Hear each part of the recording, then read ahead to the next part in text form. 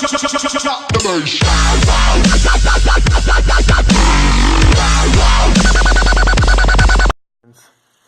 Moto E4 ப்ளஸோட network issue நம்ம எப்படி check பண்ண போகிறோம். பேக் ஹவுசிங் எல்லாமே தனித்தனியாக கட்டி வச்சுருக்கேன். நீங்கள் ஒரு சர்வீஸ் இன்ஜினியராக இருந்தால் இந்த மெத்தடை நீங்கள் ஃபாலோ பண்ணிக்கோங்க.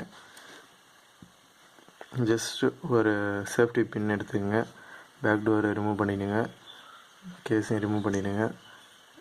டவர் வரவே இல்லை. நான் என்ன போட்டிருக்கேன் அப்படின்னா வோடாஃபோன் போட்டிருக்கேன், தென் ஜியோ சிம் போட்டிருக்கேன். வோடாஃபோனில் எனக்கு ஆக்சுவலாக எத்தனை பர்சன்டேஜ் 2G தான் கிடைக்குது. ஓகே பாருங்கள்,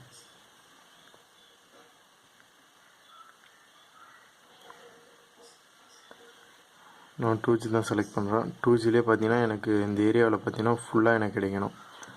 பட் எனக்கு 1.2 பாயிண்ட் தான் கிடைக்குது. அதுமாரி வந்தது அப்படின்னா ஜஸ்ட்டு ஒரு ஹேர் பின் அந்த மாதிரி சேஃப்டி பின் எடுத்துக்கிட்டு உங்கள் ஆண்டனா இருக்குது பாருங்கள், இந்த ஆண்டனாவில் ஜஸ்ட்டு ஃபிக்ஸ் பண்ணுங்கள். ஃபிக்ஸ் பண்ணிவிட்டு பாருங்கள், எனக்கு 2 பாயிண்ட் தான் கிடச்சிது. பட் இப்போ நான் ஃபிக்ஸ் பண்ணிவிட்டு செக் பண்ணுறேன், ஃபுல்லாக வருது பாருங்கள். ஓகேங்களா, இப்போ சேஃப்டி பின்னை ரிமூவ் பண்ணிடுறேன்.